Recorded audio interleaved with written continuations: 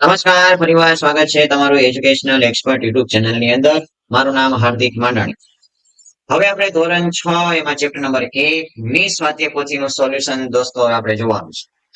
તો તમારી સ્વાધ્યાય પોથી લઈ જાઓ અને મારી સાથે તમારે સમજતું પણ જવાનું છે અને સાથે સાથે રિવિઝન પણ કરતું જવાનું છે અને સ્વાપોથીમાં જો કોઈ પ્રશ્ન પૂરવાનો બાકી હોય એ પૂરતું પણ જવાનું છે. ચાલો, પહેલો વિકલ્પ છે પ્રાચીન સમયમાં માનવી સેના ઉપર લખાણ કરતો હતો. તો પ્રાચીન સમયની અંદર માનવી છે તો એ જે ભુર્જ નામનું વૃક્ષ છે તેમની આંતર છાલ ઉપર લખાણ કરતો હતો. નીચેના પૈકી કયો પ્રાચીન ઇતિહાસ જાણવા માટેનો સ્ત્રોત નથી? તો અભિલેખની મદદથી આપણે ઇતિહાસ જાણી શકીએ, તામ્રપત્રની મદદથી ઇતિહાસ જાણી શકીએ, ભોજપત્રની મદદથી ઇતિહાસ જાણી શકીએ, પણ વાહનો છે એની મદદથી આપણે આપણો ઇતિહાસ જાણી શકીએ નહીં. નીચેનામાંથી કયા લખાણો લાંબા સમય સુધી ટકી રહે છે? અભિલેખો છે લાંબા સમય સુધી ટકી રહે છે. હિમાલયમાં થતા કયા વૃક્ષની પાતળી આંતરછાલ ઉપર હસ્તપ્રતો લખવામાં આવતી? તો ભુર્જ નામનું વૃક્ષ. શિલાઓ અને પથ્થરો પર કોતરેલા કે લખેલા લેખને શું કહેવામાં આવે છે? અને અભિલેખ કહેવાય. કયા શાસકના શિલાલેખો ખૂબ જ જાણીતા હતા? તો સમ્રાટ અશોકના શિલાલેખો ખૂબ જ જાણીતા હતા. સ્ત્રોતોનું અધ્યયન કરનાર કયા નામથી ઓળખાય છે? તેને પુરાતત્વ શાસ્ત્રી કહેવાય દોસ્તો. જે ઐતિહાસિક સ્ત્રોતોનું અધ્યયન કરે તેને પુરાતત્વ શાસ્ત્રી કહેવાય. ઇતિહાસકારોના સંશોધનથી આપણને ઉત્તર પશ્ચિમ ભારતમાં કઈ નદીના કિનારે પાંગરેલી મહાન સભ્યતાના દર્શન થાય છે? તો એ સિંધુ નદી. ઈરાનીઓએ સિંધુ નદીને શું કહેતા હતા? તો ઈરાનીઓ સિંધુ નદીને ઇન્ડસ તરીકે ઓળખતા. ગ્રીસના લોકો સિંધુ નદીને શું કહેતા? તો ગ્રીસના લોકો સિંધુ નદીને ઇન્ડસ કહેતા. કયા વેદમાંથી આપણને ભારત નામ જાણવા મળે છે? તો ઋગ્વેદમાંથી.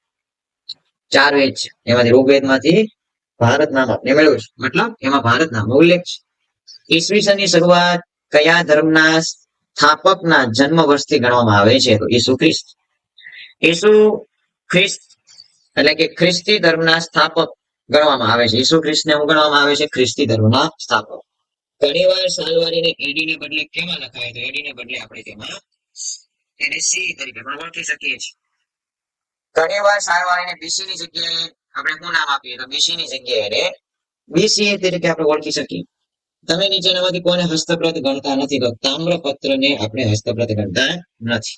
ઓકે, હવે જોવાની છે ખાલી જગ્યા. ઇતિહાસ માનવ સમાજના ખાલી જગ્યાની માહિતી આપે છે તો ભૂતકાળ.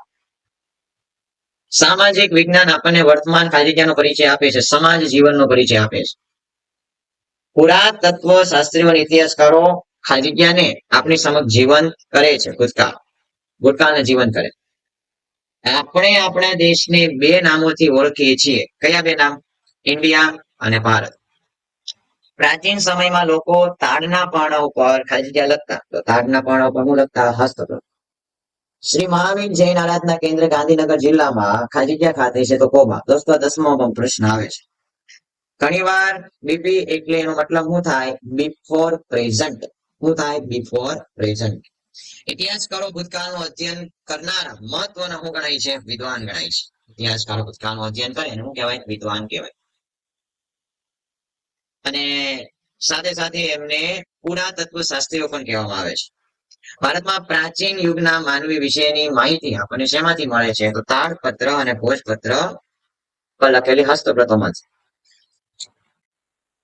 ઇતિહાસ આપણને માનવીના જીવનમાં આવેલા પરિવર્તનોથી શું કરે છે? માહિતગાર કરે છે. તો વાક્ય કેવું છે? સાચું. ઇતિહાસ આપણને વર્તમાન કાળના જુદા જ જીવનની સફર કરાવે છે. તો વિધાન કેવું છે? વર્તમાન કાળના જુદા જ જીવનની સફર નથી કરાવતો, ભૂતકાળ વાત કરે ઇતિહાસ. તાડપત્ર એટલે તાડ વૃક્ષની છાલ ઉપર લખાયેલા હસ્તપ્રત. તો ખોટું. આમાં કેવો જવાબ આવશે? ખોટો. અશોકના ભોજપત્ર ખૂબ જ જાણીતા છે તો ખોટું. પ્રાચીન સમયથી હસ્તપ્રતોમાં પ્રાકૃત, સંસ્કૃત અને તમિળ ભાષામાં લખાણો મળે છે તો સાચું. સિક્કા પર ઇતિહાસ જાણવાના અગત્યના સાધનો છે તો સાચું. પંચમાર્ક સિક્કા સૌથી જૂના સિક્કાઓ છે તો સાચું. તાડપત્ર અને ભોજપત્ર જેવી હસ્તપ્રતોમાંથી ભારતના અર્વાચીન યુગની માહિતી મળે છે તો ખોટું. ઇન્ડિયા શબ્દ ભારત પરથી ઉતરી આવેલો છે ખોટું. ભરત નામનો માનવ સમૂહ દક્ષિણ ભારતમાં આવીને વસ્યો હતો. તો ખોટું. હવે છે દોસ્તો ફટાફટ અહીંયા તમને શું આપેલા છે? અહીંયા આપેલા છે તમને જોડકા. તો અભિલેખ. અભિલેખ નો મતલબ શું થાય? પથ્થર કે ધાતુ પર કોતરેલું લખાણ. તામ્રપત્ર. એનો મતલબ થાય તાંબાના પતરા પર કોતરેલું લખાણ.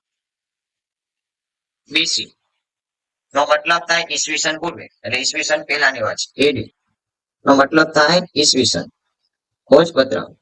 ભુર્જ નામના વૃક્ષની છાલ એને ભોજપત્ર કહેવાય. પુરાતત્વ શાસ્ત્રીઓ એટલે કે આર્કિયોલોજિસ્ટ કહેવાય.